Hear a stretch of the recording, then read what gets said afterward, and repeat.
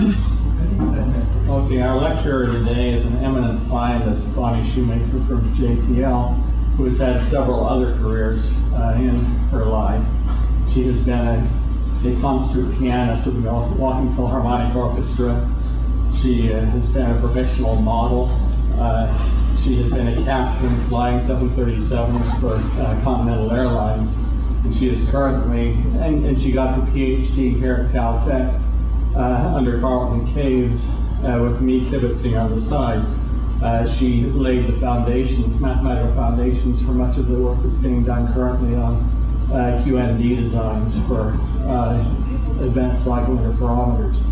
She's going to tell us today about her current work, which is on the disturbance reduction system for LISA. She's the person in the United States who is basically in charge of the design work and the noise studies for this disturbance reduction system. One. None of that was true. Oh, I guess we don't have a chair. Okay. I want to talk about the LISA disturbance reduction system, which every girl cares about, how to reduce all the disturbances to her. This is a rough outline, but it will help you if you go back and if Kip gives you really nasty homework problems, you can... Oh, you'll find them. There are dozens. They're all over. But you'll be able to look at least for some references here. And there is a document, too, that I'll give the guys to put on the web if it helps you. Because not only there's a selfish interest here, not just that he's going to give you homework problems to make trouble for you, but there are some real problems that still need to be examined more carefully, and that we would really appreciate a double check on. And it's physics. It's really fun. When you go to looking at all the disturbance sources that could bother LISA, it really is physics 101, because every mechanical possible disturbance, every piece of electromagnetic physics, just about anything could bother her. Am I doing that flashing or? Good, thanks. So basically we'll go through a quick review of LISA. You've heard it twice now, but I'll review what it is and how it works. We'll go through the requirements on the disturbance reduction and the general approach. And then before I get into a lot of history... Try going on to the... computer too? Click on this guy down there. Oh, what was that? What was that guy? Is it blinking on your screen? No, it's not. The screen is constant. You might need to set up the other projector. Oh! No, that kills it. Yeah, that switch shuts the whole system off.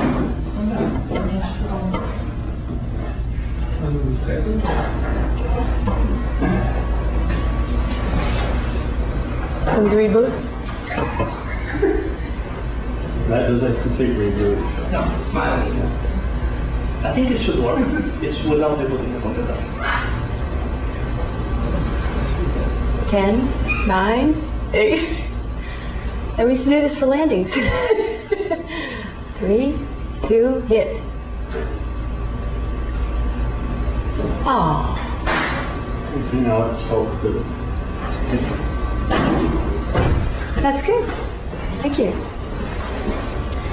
And then we're going to go into the control model and have some fun with some physics.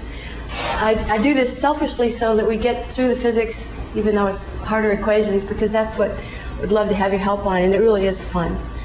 And then down here, you'll have more pretty slides than history of heritage and ground demonstrations to date. And this is also some fun, not just the baseline design, but the options for different ways to do it.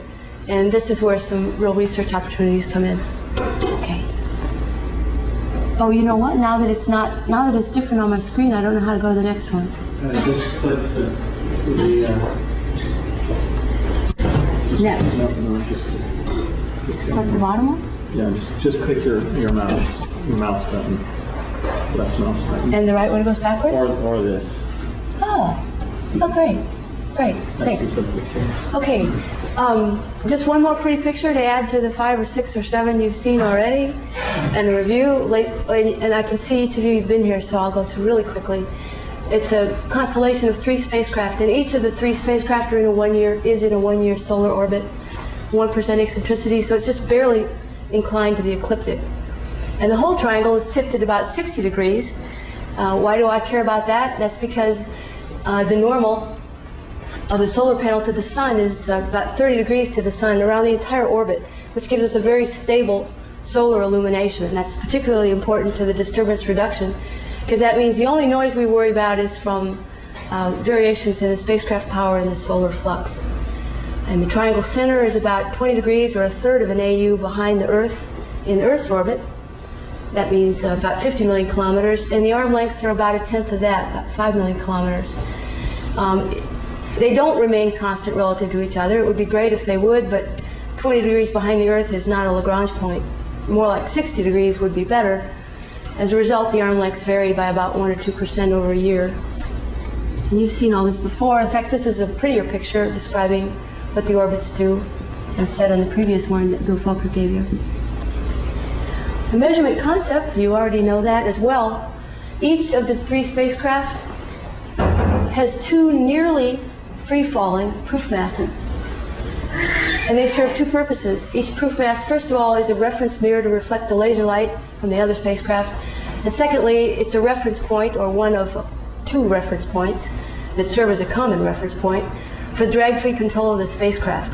Of course, the spacecraft, first and foremost, is simply a shield around the proof mass to shield it from external forces. And we, as you'll see later why, we force it to follow the proof mass to about 300 picometers at nominal 1 millihertz. The position and the attitude of the proof mass with respect to its housing, which means respect to the spacecraft, because I'll assume that the housing is rigidly fixed to the spacecraft, they're monitored constantly. And the way the proof masses are kept centered in their little housing is twofold. One, you move the spacecraft along the measurement axes. We're just going to move the spacecraft and don't touch the proof mass. And along the other axes and out of the measurement plane, we actually do some limited actuation of the proof masses. All of this is fine, but at some point you also have to allow for a much more invasive actuation, suspension during launch for caging and then initializing on orbit. Once you get it there and you're ready to do science, you'd like all the active control that's invasive to move away.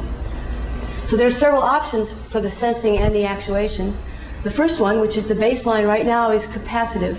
It has a lot of heritage in accelerometers, but as I'll show you in a moment, LISA is not an accelerometer. And so some of the things that go into the capacitive accelerometers that have been built don't apply to LISA. But in that case, you have little tiny electrodes on the surface of the proof mass and on the surface of the housing, all around it, all 6 sides. And you apply voltage to the electrodes on the housing to change the gap. Other options are optical sensing. You can imagine a little diode laser here bouncing off the side of the proof mass and on here quad diodes and have those 3 or 4 sides or corners. Or gravitational sensing or actuation, which is a new idea that Tom Prince at JPL thought of and proposed last January, and we've just started to think about. That's something I'd like your help on later. It's a fun idea. Again, just a quick review, and also a way to tell you about some stages of thermal isolation.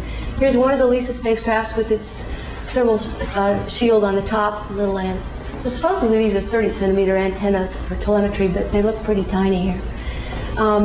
So the first layer of passive thermal isolation, if you will, is the time constant of the spacecraft itself. Then there are these Y-shaped tubes, second stage of passive thermal isolation. And they enclose the optical assemblies you saw earlier. Everything is mounted from the thing it's mounted to with low conductivity thermal flexures, probably fiberglass, graphite epoxy. And then, as I said, since the arm lengths aren't constant, you'll have to change the angle between the roughly 60-degree angle by plus or minus 1 degree over about a year. So this is done with flexures at the base of the Y tube. And the lasers and the thermal radiation plate are mounted at the very bottom of the Y so that heat from the laser can go out the bottom of the spacecraft. Remember, every disturbance we can has to go away. And there's some parameters on the spacecraft, the few that we'll use here. It's about 300 kilograms, about 2 meters in diameter, 4 meters squared facing the sun. And of course, it's moving at about 30 kilometers per second, 1 AU, 2 pi over a year. That means the relative, you can't actually get that from here, but this will apply to a Lorentz force later, a disturbance with the magnetic fields. The relative velocity of the spacecrafts, because they're not at the Lagrange point, about 15 meters per second. You've heard all about the Doppler shifts and the trouble it makes for the laser heterodyne measurements. Here's a prettier picture of the Y tubes, and you saw this on Bill's slides last Monday. I thought really velocities are more like 3 or 4 kilometers per second. It's really 15. 15 meters per second, the relative speed. Meters per second. Right. It's really 15. It can be, up to. Up to 15. Yep. Right, and that would produce the 15 megahertz Doppler shift on a 300 terahertz laser beam. And I know you've heard the 15 megahertz Doppler shift. So, here, now we get deeper into the spacecraft. Those are the Y tubes, and here's the optical assembly. Optical assemblies basically consist of the telescope, the optical bench, and a limited amount of electronics. You can tell this diagram came from the Europeans because they call it accelerometer electronics. Anyway, so now we get to the third stage of passive thermal isolation. Understand this reference to accelerometer electronics? Well, that's what I mean. I will go to great pains to explain that she's not an accelerometer and that eases our things. But all of the sensing and actuation heritage comes from accelerometers.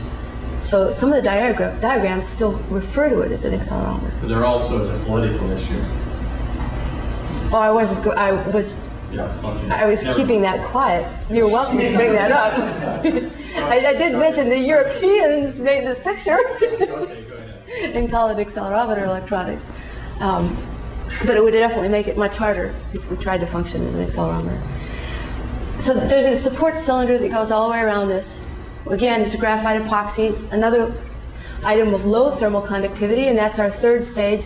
The fourth stage of passive thermal isolation, you'll see why I'm harping on this, because it happens to be that thermal problems are one of our biggest, is the ULE bench. Oh, that's this whole light blue thing.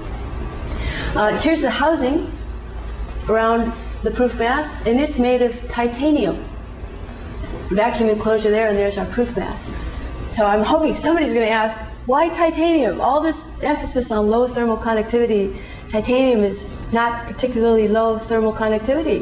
Why titanium? Glad you asked that question. No, actually, you'll understand later. Once you get down to the proof mass and you've tried to make it as stable as you can, now the important thing is that any fluctuations that get into the proof mass distribute themselves rapidly and equally. So, in fact, there is some talk, especially if you want to go to very low frequencies, say a 10th or 100th of a millihertz, of not using titanium, but of using something for this area that's higher thermal conductivity. Not sure what that would be, but that's exercise for the student. Then we get to the proof mass, and right now the baseline idea is that it would be an alloy of platinum and gold, about 10% platinum and 90% gold. The reason for that is, firstly, but not most importantly, is that it gives a high density. But definitely most importantly, and you'll see why, is that it gives an almost zero magnetic susceptibility. It comes from the fact that gold, if you look this up in your table of atomic susceptibilities, which I hope somebody has a handbook of chemistry and physics, because I want to look up sapphire. I can't get that in my little table of atomic susceptibilities. Gold has a negative, it's diamagnetic. It has a small and negative magnetic susceptibility, but platinum has about 10 times larger and positive. You add them together and you get almost zero, not quite. And the reason I bring that up is there was a question last week when we talked about wanting to make the proof mass very smooth for a reflective side, various other properties. Why did we make it out of quartz, ULE, or sapphire? I don't know about sapphire, but I know quartz. If you look up those, silicon is slightly diamagnetic, slightly negative, but oxygen is very, very positive magnetic susceptibility, and it would blow this, it would just ruin this part of it. So if somebody wants to look up sapphire and tell me, that would be good. And in the meantime, the reason we use platinum and gold is primarily for the very low magnetic properties. The mass is about 1 kilogram, area 16 centimeters squared. And the whole thing, there's been various names for it: inertial sensor, gravitational sensor. I think the best liked one now is a free mass sensor for the proof mass and the housing electronics. We're not going to go through this, but when you do homework problems, you might need all these details. All the details about the spacecraft and the proof mass some constants you might have forgotten. I doubt it, but maybe, in the laser. Okay. So here are the very basic requirements. Number one, each proof mass, and I'll tell you where these come from. Each proof mass must remain free of acceleration disturbances other than gravitational waves, down to about 1/3 of a femto-g per root hertz.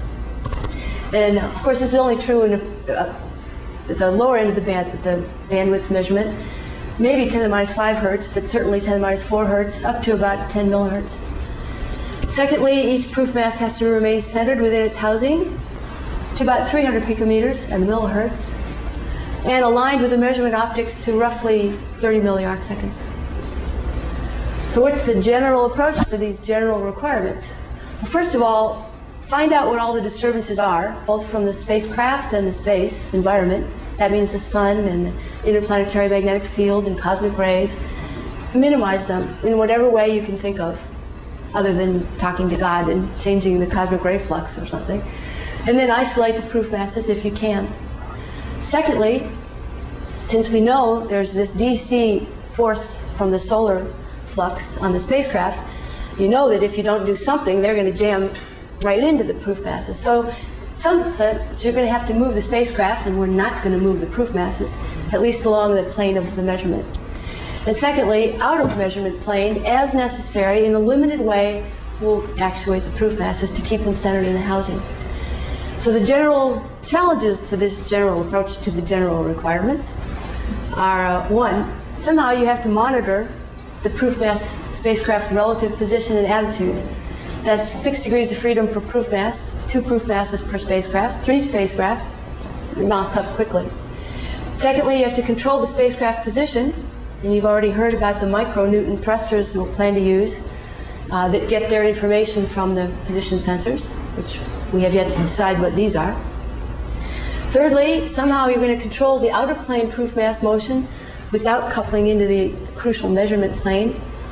And fourthly, I already alluded to the fact that temperature fluctuations are a big problem. That's a big general challenge. So the obvious questions to be answered after we've handed this challenge to the grad student is, first, what are the sources of disturbance and how can you minimize them? There are several ways for each. What are the resulting requirements on, and this is what the engineer gets asked. First of all, are proof mass sensors and actuators. How sensitive do they have to be? How accurate do they have to be, both in terms of knowledge and control? And secondly, when it comes to the spacecraft control loop, how good does that have to be? Meaning, how high does your gain have to be? How quiet do your thrusters have to be? And we have to get enough handle on the whole problem that we can answer these questions. So it isn't just an exercise in laying out the general equations. The specific technical challenges you'll see very quickly here as we get into the disturbances. Number one is a very high thermal stability. Across the spacecraft, the solar fluctuations themselves will cause about 1/10 of a Kelvin per root hertz. We need passive isolation and thermal shields just on the spacecraft itself to bring that down by a factor of 100. That needs to be brought down by a factor of almost 1,000 more across the proof mass before you get to this titanium housing. The reason for that is twofold. Across the spacecraft, if you have, it's mostly aluminum, which doesn't have a very low CTE, coefficient of thermal expansion. So if things distort thermally, you change the effective gravitational force on the proof mass and it looks like a gravitational wave. And secondly, if it isn't stable across the proof mass housing, then you have differential fluctuations from radiation pressure, thermal radiation pressure, not to mention the laser radiation pressure on the proof mass. Another challenge, which has to do with the proof mass and its low magnetic susceptibility, we also have to keep any gradients of the local magnetic field in the spacecraft down. That's not so easy, considering you have magnets on the laser that work as Faraday oscillators to keep the frequency stable. You also have currents in different directions, right? So Ampere's law and Biot-Savart law, that gives you a fairly high magnetic field in the spacecraft, and the gradients are high because it's only 1 meter across. How high? How high are the local fields? Oh, they're going to be about a microtesla or larger. You see, we'll drive it in just a moment. You'll drive it. We need an excellent vacuum. That sounds easy. You just vent it to space. But they're kind of worried about using explosive volts to vent this to space, because pyrotechnic devices tend to leave shrapnel, or whatever you call it. So what's that thing goes in your leg when you get, anyway, so that's not so good. So there are various other schemes, but if they can't do that, then they have to rely on getters. Is that what they're called? Things that suck up all this stuff. Anyway, we need to keep it down to about a pico atmosphere, from collisions with residual gas. But isn't the residual gas going to go away? Oh no, the material's outgassed. It gets worse and worse. Worse and worse as time goes. The material's outgassing. So you either vent that to space or you use getters to suck it up. About a micropascal, it doesn't seem so hard. But getting down another factor of 3, they start to think that the getters can't do it. I know, you wouldn't have thought that would be a problem, but we require such an excellent vacuum that it is a problem. A fourth challenge is that the proof mass will acquire charge just from cosmic ray impacts. And eventually, if that gets too high, because the proof mass is moving through space, it couples to fluctuations in the interplanetary magnetic field. And unfortunately, these fluctuations have a frequency dependence. They go up like 1 over frequency. So although this isn't a problem in a millihertz, it's a huge problem, or a significant problem, maybe the second or third largest problem down at 100th of a millihertz. It also couples to voltage fluctuations in a capacitive sensor. In fact, just about everything that fluctuates in a capacitive sensor causes us trouble, which is why the motivation to look at some other possibilities for sensors. The final specific technical challenge I want to preface here is patch field potentials on electrodes. Anytime you have a metal electrode, just because they can't lay out perfect crystals on gold, for example, there are variations in the work potential of the material itself. So you have effective DC potentials, but they're maybe on millimeter scales on the material itself, sometimes smaller. These couple to fluctuations of the charge on the proof mass, because there's fluctuating Poisson, if you will, impact rates of the cosmic rays. It also couples to proof mass spacecraft motion, so contributes to a coupling constant. We'll see that in a minute. Generally, you remember this. If you just take away this sensitivity curve for a minute, and suppose that the scientists presented you the gravitational wave physics, Kip said, hey, look at all this.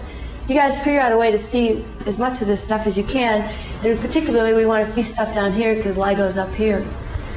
So, and if somebody told you, consider a Delta II launch vehicle so you can't have telescopes more than 30 centimeters, you come here, you do your quick little quantum shot noise calculation on various arm lengths, and you'd say, well, if I could get it right about here for shot noise on a measurement, that would be good. I'd get everything above that. And then Kip would remind you that you get out here, if you're going to use 5 million kilometer arm lengths, you get out here and suddenly your gravitational waves are shorter than your arm length, so you're going to lose it here.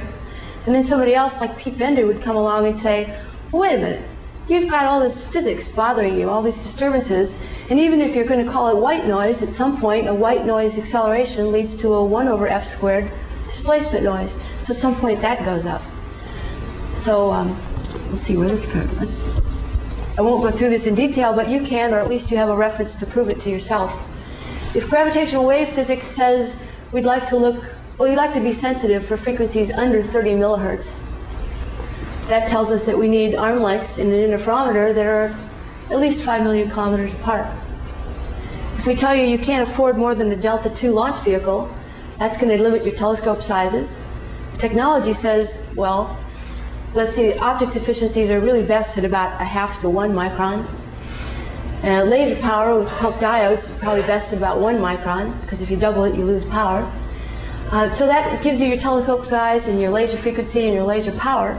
And given that, then quantum mechanics limits your optical interferometric measurement to about 10 picometers per root hertz. Your Fresnel factor, because we're in the far zone, is about 2 times 10 to the minus 10th. You've seen that and seen how it scales. And your received power is about 60 picowatts. And that's one way, actually. No, yeah, that's one way. So here's your expression from there for your measurement accuracy or precision, to be more correct. It's about 10 picometer per root hertz. And again, you've heard this twice. If you didn't have a transponder and you had to deal with 1 over R4, you'd get about 200 photons an hour. You'd never measure better than a micron per root hertz.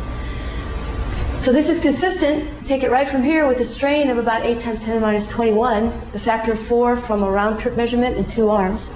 Because you subtract the 2 arms because the gravitational wave signal should be more or less opposite in sign. And that gives you this h times 10 to the minus 23rd, which is here. So there's your quantum noise limit. Exactly what we said when we integrate for a year. But now we talk about Pete Bender's white forces. If you don't know Pete Bender, he's a wonderful guy from Colorado who always has some piece of physics to remind you of when you think you're going to get a free lunch. And because somebody did enough physics to realize that you were dreaming if you thought you could get them smaller than 1/3 of a femto G per root hertz. That left that other line. That left this line. And the quantum mechanics left this line. And the gravitational wavelength left this problem, and so there you're left with your Lisa sensitivity curve, which Shane has on the web in a much more beautiful way, and you can tweak it all you want and play with it. But the point is that this goal of 3 times 10 to the minus 15 meters per second per root hertz is at least 6 orders of magnitude more difficult than anything ever demonstrated or even planned. And this is the heritage I'll go through later if we have time, because it's fun history and it has really pretty pictures instead of equations. But this was something done by Stanford and Johns Hopkins for the Navy in '72. Grace just launched, up here around 10 to the minus 9 per root hertz. The GPB, we shall see.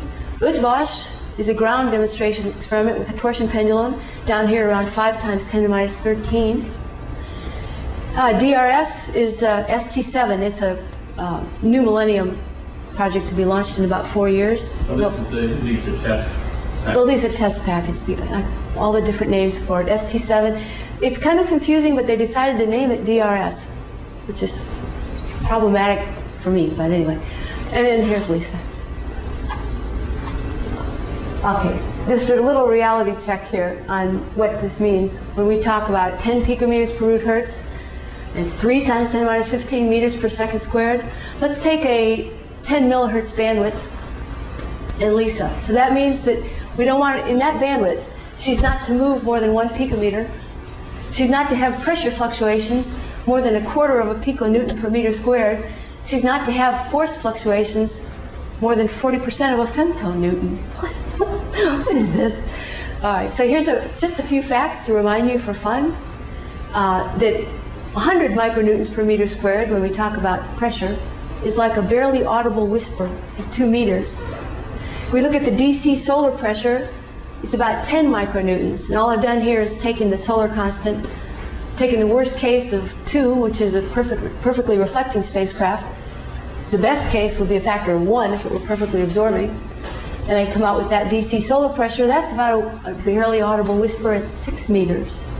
So the DC force on the spacecraft with a 4 meter squared area is about 4 milligrams. Which is about 8.8 micropounds, which is like 1 micro cat, my big cat, which is about the weight of 2 3-punch paper holes. Now we go to the fluctuations in the solar flux, which are about 0.1% at a millihertz, and they scale as 1 over frequency to the 1/3 power. There's about 1.3 nanonewtons. That's like a whisper at 1/2 kilometer. And the fluctuating force on the spacecraft is about 1/2 micro G, or about 500,000 bacteria.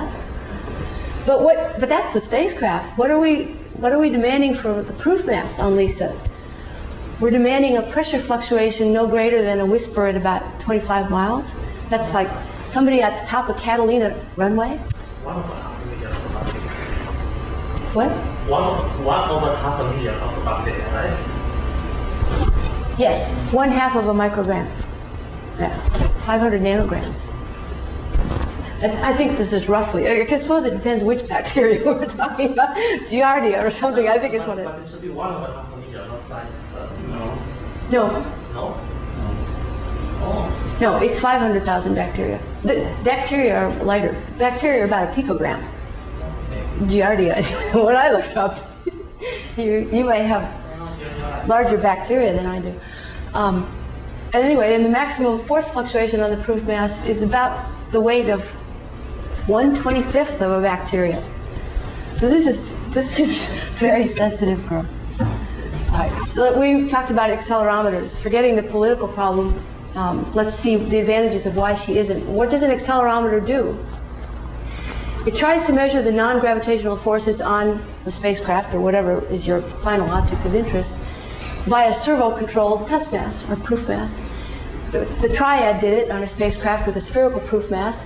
They isolated and monitored the proof mass very carefully, forced the spacecraft to follow it, and from that they inferred all the non-gravitational forces that were acting on the spacecraft.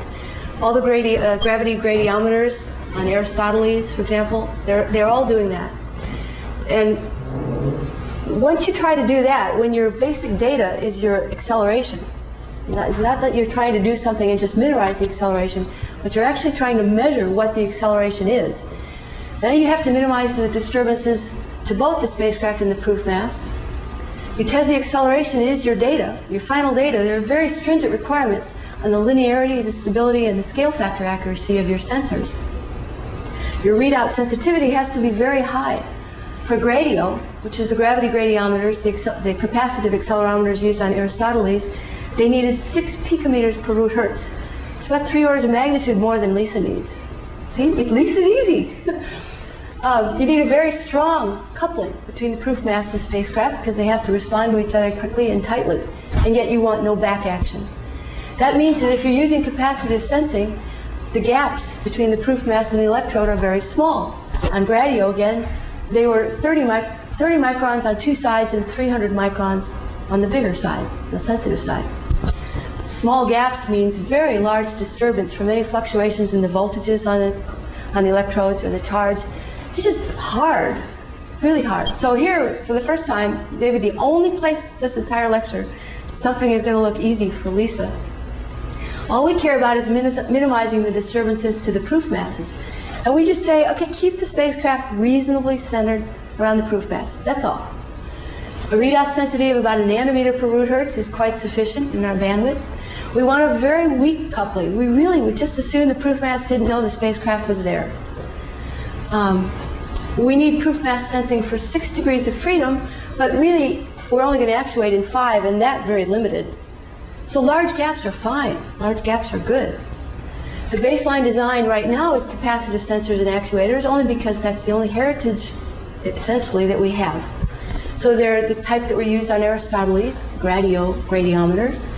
Again, they're a gold and platinum alloy, about the same size as for LISA, but we can use 2 millimeter gaps.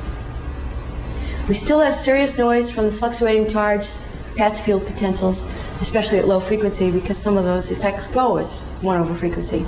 So we need to explore some other options. So you increase the gaps to 2 millimeters from 300 microns in order to get these fluctuating forces from charge fluctuations and so forth down. We would like to increase them still further, but the question is whether they can then get the readout sensitivity that's needed, and they can't. It looks problematic. If you move them away to get rid of the disturbance, now suddenly you don't have sensitivity. So there's strong motivation for that reason to go to perhaps some other sensors, and maybe even some other less invasive actuation. Now, it's a great way to cage it and suspend it, and maybe even control it forcefully to initialize it.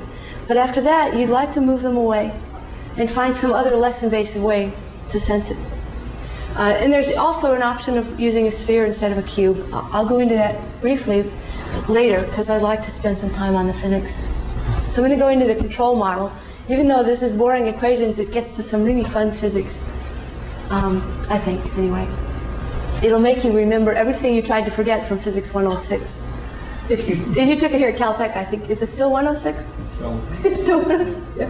106 and 209, all right. So first of all, we're going to make some simplifications. We're going to consider one control system at a time, meaning I'm just going to control the spacecraft. Let's forget about controlling the proof mass for now. One direction at a time, okay, along a measurement axis. Let's just say one proof mass. I'm going to look at the picture. Here's a little picture of it. Here's the proof mass. Here's the spacecraft. I have external disturbances to the spacecraft that come from space and also from my own thrusters. and maybe a little bit from the proof mass. Very little recoil to the spacecraft from the proof mass, but not so as the opposite. The proof mass also gets direct disturbances. I call them ANP as opposed to ANS, and thruster noise NT. It also is coupled to the spacecraft. And here I've got proof mass leading to a displacement XP of the proof mass. Displacements, these are just fluctuations of the spacecraft. They get added, differenced, if you will, in our displacement sensor. And then, of course, there's readout noise in our sensor. That readout noise transfers into the thrusters because it's an error you put in your drag-free control loop. Goes back to the spacecraft and maybe adjusts the spacecraft slightly wrongly.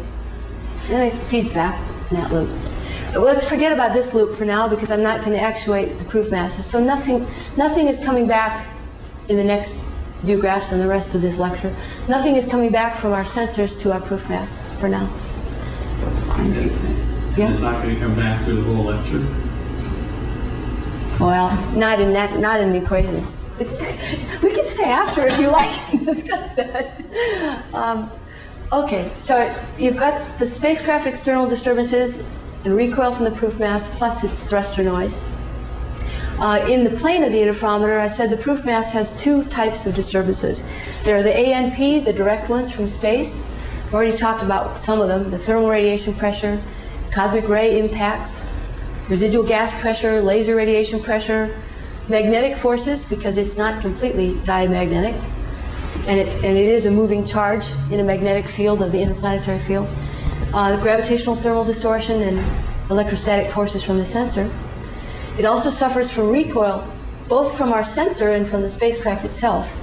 And those motions tend to be linearly dependent on whatever that separation is, or fluctuations in that separation. So it's like a spring-like stiffness. That comes from gravitational gradients. Let's say you have a disturbing mass outside the proof mass and it moves. All right, so that's a force that actually depends on that displacement. So that's like a spring. And a potentially larger one comes from gradients in the capacitance of the sensor. So that's the picture. And now all that remains really is to do a bunch of physics and calculate all the things that could be there and what does the number add up to. All the things that could be for the spacecraft, what does that add up to? An estimate of thruster noise from the laboratory, an estimate of readout noise from whatever sensor you use in the laboratory, and then it just remains to calculate AP. And maybe we'd like to know what the final acceleration noise to the spacecraft, AS, is as well. Of course, we'd like to know what this effective coupling constant is. We'll get that from physics. So when we do all that, and and by the way, these little boxes, these little transfer functions, you can just tell what their units are. Some of them are dimensionless. For example, you take the relative displacement of the proof mass in the spacecraft, XPS, it comes out with readout noise and it goes into a displacement sensor R. It comes out as a force. So R as a transfer function is going to take displacement meters into force.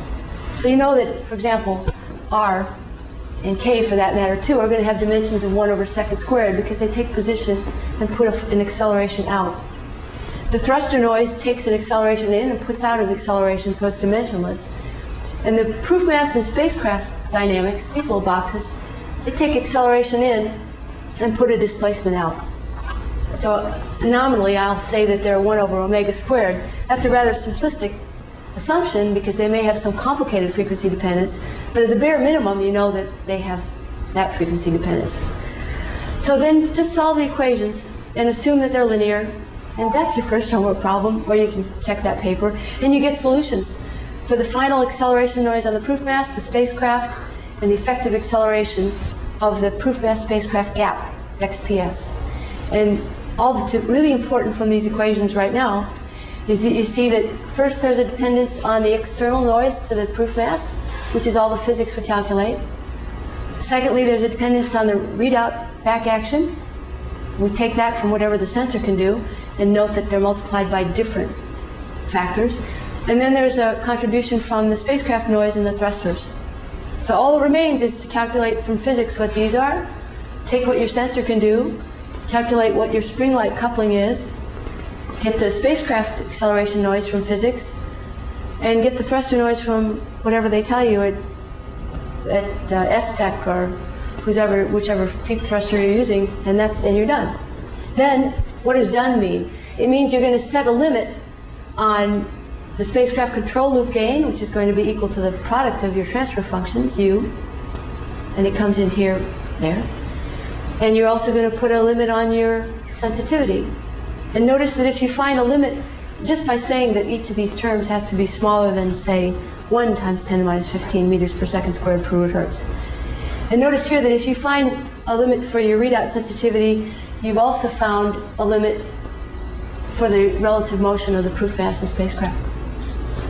There's just those equations again, and these are the 5 things we want to calculate or pull from somebody's laboratory demonstration. 3 things I want to note here, and we'll come back to the accelerometer issue. You'll see it in a moment. First of all, when you look at the acceleration, the final acceleration to the proof mass, here are the direct disturbances from space, I said. And these are the so-called indirect ones from the spacecraft and from the back action from the readout sensor. Notice that the indirect disturbances are all suppressed relative to the direct disturbances by these small factors. The coupling to the spacecraft, or the coupling to the spacecraft divided by the spacecraft control loop gain. So of course we want this dimensionless coupling, k over omega squared, to be smaller than 1. That means, say, at 1/10 of a millihertz, that k has to be, the spring constant, less than 10 to the minus 7 per second squared. That's about what they say they can give for capacitive sensors. Not less than that, but that. I give an argument that says maybe, theoretically, it could be 50 times smaller than that. But that's purely theoretical, and nobody's shown that in the lab yet. Secondly, and here's the accelerometer thing, look at the net acceleration to the spacecraft and see how it depends on sensor noise differently than the proof mass did. If we make this dimensionless coupling, k over omega squared, which is too high for me, if we make that very small, that's what multiplies your readout sensitivity for the proof mass. That means that what multiplies your readout sensitivity for the spacecraft is not so small. If this were an accelerometer, you'd want to operate at k over omega squared equal to 1, so that these terms would go away, and your net acceleration on the spacecraft would be exactly what your proof mass feels, because that's what you wanted to find out. So you really, optimally, as an accelerometer, you would only operate at 1 frequency, and you'd have to design your spring constant to be equal to it. Not so with LISA. A spacecraft is going to see a lot more back action from the readout sensor. The point is we don't want the proof mass to see it. That's why we want a very weak coupling, but in the case of an accelerometer, this would not be weak. I've probably drilled that one to death. And then finally, the third point was that whatever your required readout sensitivity, it's roughly the same as your allowable motion between the proof mass and the spacecraft. So that's another way to go back, because what people want to know is, some people want to know how good my readout sensor has to be, but what people who are building the thing want to know is, how much can this wiggle? And if they're the same, that's just an easy answer. Yeah.